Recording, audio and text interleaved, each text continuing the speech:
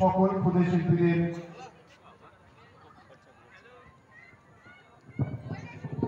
এলাকার সকল মহিলা সদস্যদের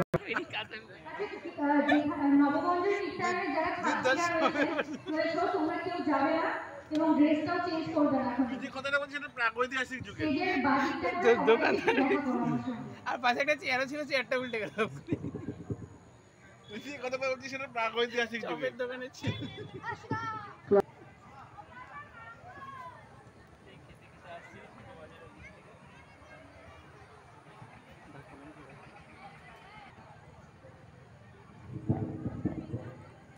ক্লাবের সকল মহিলা সদস্যদের আমি একটু মঞ্চে আসার জন্য অনুরোধ করছি।